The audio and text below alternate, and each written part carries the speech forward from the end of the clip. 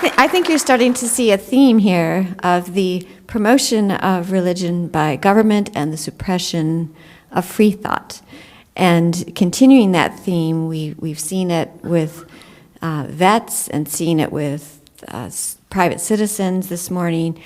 And it starts young and starts in the public schools. And we have the Richard and Beverly Hermsen Student Activist Award. We have many student activist awards actually been given.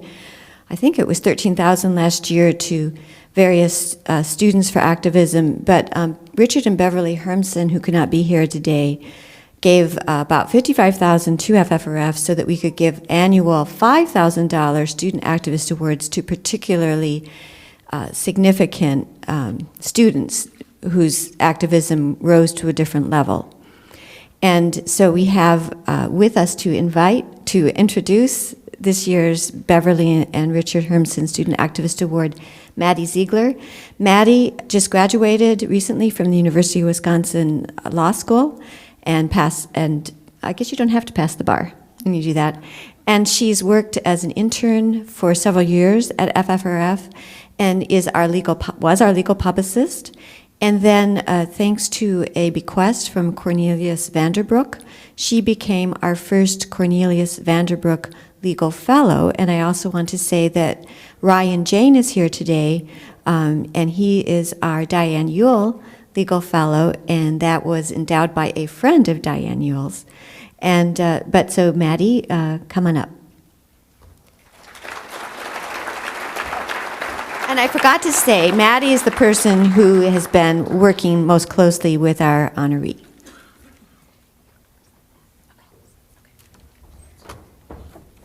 This mic is no longer needed, so I'm just going to move it out of the way. Thank you. Okay, hi everybody. I am here this morning to introduce student activist Thomas Sheedy. He is 17 years old. He is a senior at the Ward Meville High School in East Setauket, New York. He's the very recent founder of the school's Secular Student Alliance, the vice president of the Gay Straight Alliance, and the event organizer for the Long Island Atheists. He has a younger brother and hopes to major in political science and public administration, and his father, Michael Sheedy, is also in attendance here. So Thomas reached out to FFRF this summer to ask for help starting his Secular Student Alliance this school year after being given the runaround by his school for over a year in trying to get his club started. So I wrote to the school district telling them that denying the SSA's formation was against the law, and I worked with their attorney to ensure that the club was finally approved, all while Thomas was very diligent about phoning me for updates and making sure that I was on top of things. And that diligence is also, I am sure, what led to his ultimately winning the 2-year battle to found the Ward Meville High School Secular Student Alliance, a battle which he will tell you about now. So it is my pleasure, on behalf of generous FFRF members Richard and Beverly Hermsen, to announce Thomas Sheedy as the winner of a Student Activist Award of $5,000.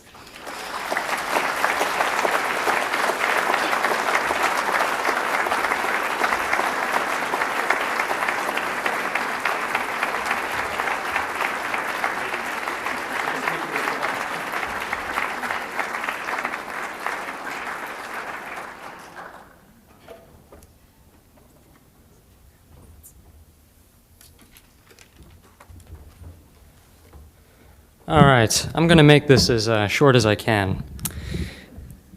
If I had to say something off point and outside the molds of this convention, it is that in my world, I would rather want to be anywhere but here. While I am excited to be around famous heroes such as Dan Barker and Teslima Nasreen, I wish we could live in a country where the fight for secularity on the domestic front was non-existent. Because in my vision of America, there would be a fair treatment of all regardless of belief, and we would quote the sensible statement by President Kennedy, where he said, "I believe in an America where the separation of church and state is absolute." When I decided to abandon my Roman Catholic faith in the spring of 2013, I began to research and observe the array of viewpoints in the secular movement and what we are fighting against, and what I saw was appalling. I witnessed a rejection of reason in our political system because politicians wanted to win votes instead of reveal facts. I saw a promotion of ignorance cultivated by a history of childhood indoctrination, deliberate brainwashing, so kids can look to falsehoods and fairy tales for answers instead of books and friends. And most of all, I witnessed the scorning of sons and daughters and the separation of loved ones, all because those sons and daughters did not believe in God. This appalling shock happened in a 15-year-old kid in a suburban town on Long Island. As a young atheist, I had a thirst to be with like minds, to communicate with those who respected my viewpoints, and to work with those who wanted to educate others on the pleasures of sanity. There have been young atheists who have stood to receive the same honor in the past that have faced tremendous odds, from a teenage girl in the small state of Rhode Island who received death threats and verbal abuse because she wanted to remove an unconstitutional prayer banner in her high school, to a young man in the heart of Louisiana who worked tirelessly to promote scientific-based learning and constitutional law over the failed teachings of creationism. What did I do that was so special? Well, I decided to start a secular student alliance at Meville High School in East Setauket, New York. I am here today to not only explain my struggle regarding my club's formation, but to warn you all of a card that the religious right has cleverly pulled out of their sleeve. That card is the exploitation of quiet progressive communities in the northeastern United States. It's my first day of high school. During the summer that preceded it, I educated myself on the emergence of non-belief. I concluded my binge watch of atheist videos on the internet, and I was eager to make friends with those who had a similar disclosure on religion. As I started my sophomore year on that first day of high school, I knew that I wanted to do something that would be beneficial to the influx of non-religious students. I wanted to start an after-school club for atheists and agnostics, but at the time, I did not know of anyone who would be interested in joining. I held on to my hopes because I knew that the facts outweighed my lack of patience. A third of millennials consider themselves to be non-religious, which adds on to the fifth of the entire population of the country. Fast forward 3 months later, I came across a struggle that caught my eye as a student just minding my own business. A junior named John Rainey wanted to start a Christian club called Students United in Faith. Like all students who wanted to start a new club, John Rainey submitted an application to the vice principal. After his application was ignored for 2 months, his mother contacted the school district and found that his club was denied because it was apparently religious in nature. Once John heard the bad news, he contacted a group called Liberty Institute, basically the Christian FFRF. Liberty Institute sent a letter to the district administration demanding that the club must be allowed. Rainey also got in touch with the media, and he received news coverage from CBS Radio, Newsday, PR Newswire, and many other groups. The administration did not understand that under the Equal Access Act, John can have his club. John Rainey and Liberty Institute knew of the school's lack of knowledge on that issue and took the Christian persecution battle to my school's doorstep. Christians will not find a speck of dust on our nation's soil where they are persecuted as a group. They face no sort of opposition to their rights in the South. And on the coast, they are only met with officials who did not know that there were laws made in the latter half of the 20th century, so loopholes against Jefferson's wall of separation can be created. As a result of Rainey's threats, he got his club. However, in the aftermath of his victory, I saw this club doing more harm than good. When I went to one of his meetings in mid-2014, I was met with evangelical rhetoric and a feeling of discomfort. There was also a rumor floating around the building that John Rainey told a student that he couldn't wear a gay pride ribbon if he wanted to be a true Christian. In that case, I would happen to agree with him. That's why I'm not a Christian.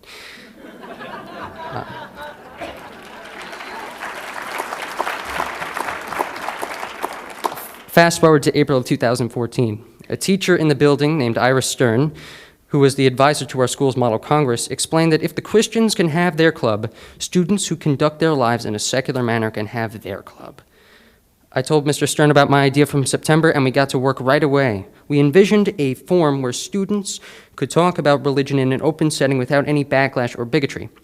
So in June, 2 months later, I took this idea to one of the vice principal's secretaries, and a day after we filled out an application sheet, we lost the sheet. This occurred a day after we requested the application, and the school decided to not hand out new applications to us a day later. Why is this the case? Well, because the school year is ending. That was the answer that we were given. These excuses from faculty and school officials did not end there. In the beginning of my junior year, I faced a rude awakening. Even though we faced trouble from the school at the end of the 13-14 school year, I presumed that the immature decisions would not continue. Summer comes around. I thought that the school was going to be responsible and careful with their actions that they take. I believed that John Rainey's political game was over. Liberty Institute had other cases to solve, more lies to make up. I was in for a rude awakening. So, like I said, it was my first day of my junior year, September of 2014. Before the first period bell even rang, Mr. Stern came up to me and said that he was transferred to another building in the district, right in time for new club suggestions. I had to find another faculty member to be the advisor for the club, or at least I thought. So I made one of the same continuous mistakes that I did in June. I gave in. I succumbed to the forces working behind my back and behind the backs of my supporters. Around a week later, John Rainey told me that Students United in Faith was denied for a second time, and it's not what you think. The school administration, as well as a few members of the school board, agree with Rainey's views and agendas. However, to not seem controversial in front of a few suspected skeptics, the district told Rainey that he did not have the required 20 student signatures for the club to be official. However, John knew that the Equal Access Act of 1984 did not respect local club minimums. So he contacted Liberty Institute, and they began to plot again. While the religious right had their motives planned out, and even though the majority of the school officials agreed with the religious right's position, the school went right into the trap, all done in the name of avoiding controversy. On October 3rd, 2014, I was at a Model UN meeting after school. I overheard John Rainey telling a student that he had to leave the meeting early for an interview with Fox News. I politely jumped into the conversation and asked what he was talking about, and if his statement was true. He flat out denied it. 3 days later, I received links to an article stating, "School Bans Christian Club Again" by Todd Starnes. This same article was on Fox's front page. Rainey got the attention that he wanted, and even though the laws are in his favor, he wanted to push a social agenda. His agenda again? Well, here's what it is. Make the right-wingers in his district look like your enemies. Force them to comply with your specific plans and secure an easy victory for theocracy. He got his club approved again by means of force. There was barely any proper education to the local populace on the situation, and the schools, who were mainly on Rainey's side, were blinded again and fooled once more. First by their lack of knowledge, and then their unwillingness to take action. A day after Fox's article was published, John Rainey came up to me and said, "Oh yeah, I lied. I did have an interview with Fox News." Ladies and gentlemen, why would John Rainey, the conservative Christian, lie to Thomas Sheedy, the liberal firebrand atheist? Well, I'll tell you why. It's because he was afraid that I will stop his agenda. He would get his club, but he would not get as much media recognition, and he would not be able to move his agenda further to the right. By November 2014, John Rainey's agenda has influenced much of the religious freedom debate across religious and political communities on Long Island. And when he secured victory, he caught the eye of a student from Wantagh High School named Liz Laverty.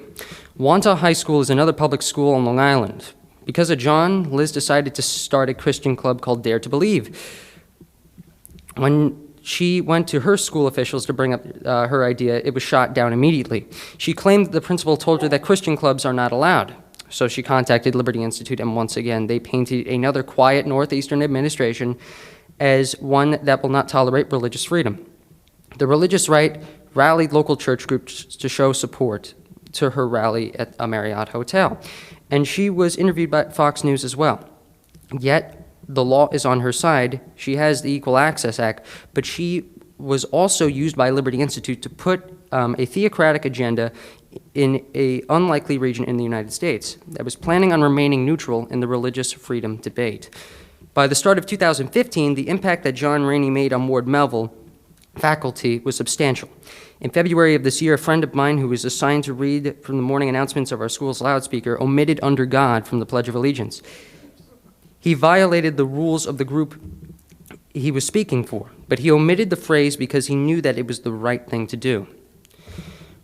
Right when the next school period started, the main office was filled with teachers and faculty who demanded that the student must never have access to the loudspeaker ever again. Soon after the school day was over, residents of the community, parents included, called the school's main office and complained about the student. The following morning, our principal gets on the loudspeaker and said that the student's omission was an accident and that kids make mistakes. When I heard him say that, I thought of what he was thinking in his head. I said to myself, how could a former history teacher, one who probably knows the contents of our Constitution and the fabrics of our republic, more than anyone betray principle, all because of Rainey's damage or political correctness? I went to this student and told him to talk to the principal and ask the principal on why he lied. What we did not know was that 20 minutes after a conversation on this matter, his mother contacted the principal. She said that her child stood for the rights of all, and that she was proud of her son, and that the principal should be standing with him. Where was I in all of this? After September 2014, I made it my top priority to find a suitable teacher to be our advisor for my club. From October to March, I asked many teachers from various departments, and they have all turned me down. At this point, I wanted to see if the school would be willing to help me out, even when I was given a hard time in the previous June. I submitted a club application in the middle of the school year, and I get called down to the vice principal's office in March, where I was told that the district sent out an email to all teachers and faculty in the district asking for volunteers. No one volunteered. So, instead of claiming that the Equal Access Act says that I have to be provided with an advisor, instead of standing up, I politely thanked the vice principal for her efforts, and I left. I knew that after that meeting, I would have better luck preparing for a club start for the following school year. When it was announced in the spring of my junior year that new applications for next school year were being distributed, I quickly filled one out and found an advisor who had some spare time and submitted the application. I wanted to meet all the school's club requirements, and I did. 51 students said that they were interested. We had a teacher who was willing to be our advisor, and we labeled our goals. We wanted to create a safe haven for non-religious students. We wanted to get kids involved with the secular movement. We wanted an open forum for enlightening discussion. We wanted to protect the separation of church and state. And we wanted to become an engaging partner in the Three Village community through charitable work and public service. When I submitted that application, I had no doubt that the school would not give me any problems. After all, we met their guidelines. On July 12, 2015, I was notified by a friend that the Ward Meville High School Secular Student Alliance was not included on the new list of clubs for the school year. Remember I said that the school administration is more aligned with Rainey's ideas? You betcha. There were kids at Ward Meville who were struggling with coming out as atheists to their parents. There were students and teachers who were sick of the religious rights agenda to turn Long Island into a battleground. And there were students who wanted an excuse to be anywhere but home, so they could be with those who cared about their well-being. What I saw as a beginner in the movement in 2013 was now coming back to me, and I did not want to let these people down. But I could not do it alone. I contacted the Freedom from Religion Foundation, and I explained my situation. Soon enough, the FFRF sent a letter to the Three Village Central School District demanding that a training on the Equal Access Act is encouraged, and that this mess, these games that were started by Rainey and the school board, has gone on long enough. The law firm representing the district replied, stating that the issue would be discussed at the board's legal emergency meeting on August 11th. A few days after the meeting, the FFRF received a reply stating that while the club was never denied, the superintendent was in favor of recommending approval for the club. On September 8th, I was notified that the Ward Meville Secular Student Alliance has finally been approved.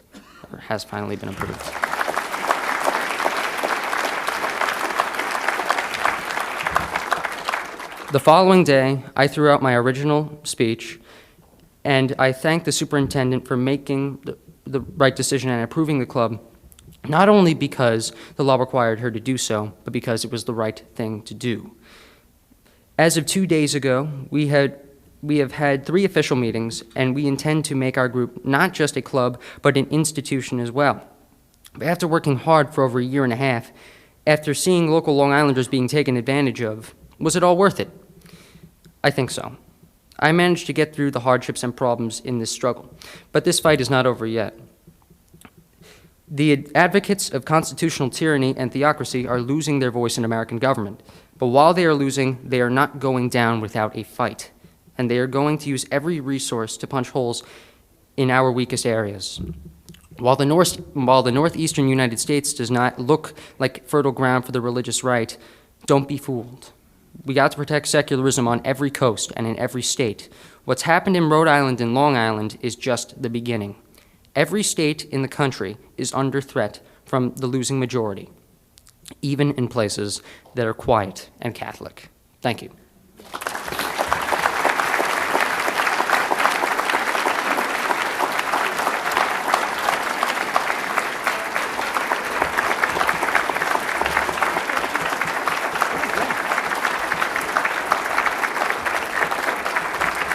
Does anyone have any questions? It's not so much a question, but first of all, congratulations, and I compliment your courage and stick-to-itiveness. What you have mentioned about your struggles parallels something that's sort of under the radar in a lot of Western states, and it's not so much as a question to you, but maybe as a comment related to students in education and the FFFR. But in a lot of Western states, school boards have a pattern of collaborating with a particular religion, oftentimes in acquiring land in order to build new schools, and then having a religious institute immediately adjacent to the school. And this is a pervasive practice. I don't know whether or not similar things happen elsewhere in the country, but it's something that I think we ought to be looking out for. And again, I compliment how courageously and hard you went after your problem. So Well, thank you very much. I really appreciate it. Thomas, thank you very much for your courage. And when I was in high school, the only thing I ever ran for was a door. Did you? I met your dad on the way from the airport, and he seemed very supportive.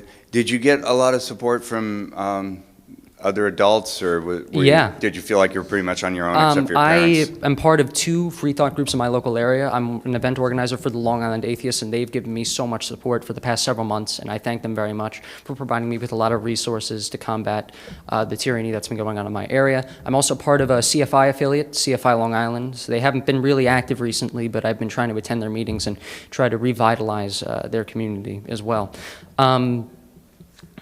Yeah, basically. I've also had support from many other parents, faculty members, parents of former students, and a lot of other students in the local area as well that want to see if I'm successful so that maybe they can start a club of their own. Thank you again. Thank you so much. Did you have any difficulty with your Gay-Straight Alliance, forming that organization? No. The Gay-Straight Alliance at Ward Meville High School has been around since 2004. I bet 11 years ago they probably had a big issue with starting that club, but the LGBT rights movement has made so much progress in the last decade or so. I don't think there's really much bigotry or stigma against the existence of that group today. One struggle that I have faced is sort of like a little conflict in between members of the Gay-Straight Alliance. There are some people that don't even want to mention religion's involvement in the oppression of LGBT Americans in the United States, and then there are some that do want to tell the truth and talk about the history of the religious right and how they came into American government in the 1970s and 80s and wanted to suppress the gay rights movement and the progression of the progressive agendas. But this is an issue that I have. So there are some kids that want to be very sensitive to religion and want to pretend that religion was never a thing, and they just want to make everyone happy. But that's not reality. That's not how things really are. We have to acknowledge that we have enemies and that there are people that want to stop us. Regardless if you think that God loves gays or, God loves minorities, I find it to be quite ridiculous. But yeah, that was an inner conflict. But no, the Gay-Straight Alliance has never been really opposed to in its formation. Thank you so much. Well, thank you and congratulations on everything you've achieved so far. Thank you very much. I'm a member of the 77 million baby boomers, and I think we have done a terrible leadership job for this country. We've done a lot of damage. I'm looking to your generation to be our next leaders. Yeah. And so I'm hoping that you're going to look at politics and be interested in running very soon. I'd like to vote. Well, I thank you very much for that comment. One thing I will say, though, to you baby boomers is that you did a horrible job with your kids. All those. I know. My father's generation was influenced by St. Ronald Reagan, and Not the dad, not the son who spoke last night, who was not great. the son. No, he's great. But the generation that graduated in the late 70s and the beginning of the 1980s, they were just brainwashed and influenced by the rise of the religious right. Jerry Falwell did a fantastic job in getting people out to vote in the late 70s. They saw Jimmy Carter as a failure to their agenda, even though he had the acronym JC. So they wanted to get someone who could revitalize America's old values, and they saw these young people who were just graduating high school in the eve of Reagan's election as the people that can do it. So you shouldn't have done that. Please run. We want to vote for you. Well, first of all, congratulations, and thank you very much. You are our future. Mm-hmm.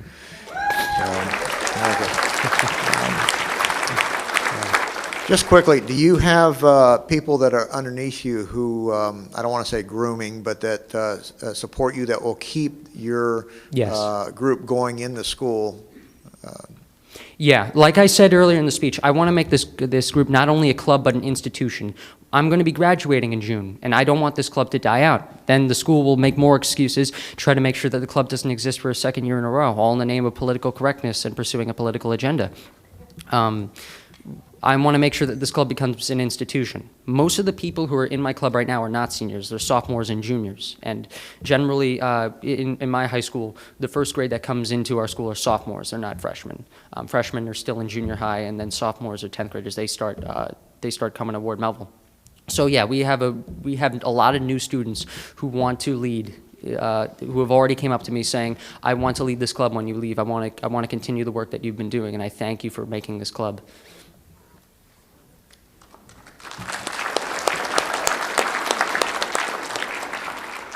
You actually just answered my question. It was, how do you plan to have this group continue after you leave? But I just wanted to say, I think you're very brave.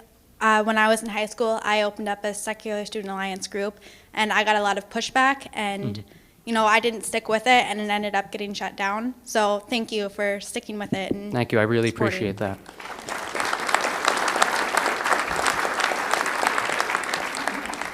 Very quickly, I'd like to put you in touch with the news during the past number of years. The Secular Student Club that you were trying to do in high school, many people tried to do at Duquesne University, and they were failing, and I don't know how it turned out, but that's Pittsburgh, Pennsylvania, and that's a college, Duquesne University. Well, it depends. Is Duquesne a private or public university or public college? Now, wait a minute, as everyone here seems to be answering, I do believe that they get public funding. Okay. And they were, let me please answer two things.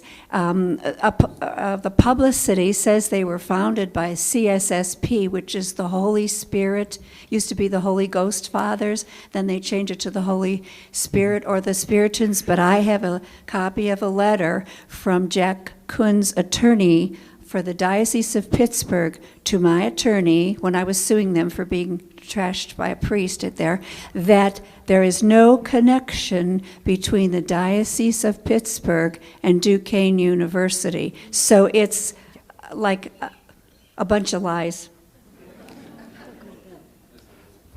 Yes.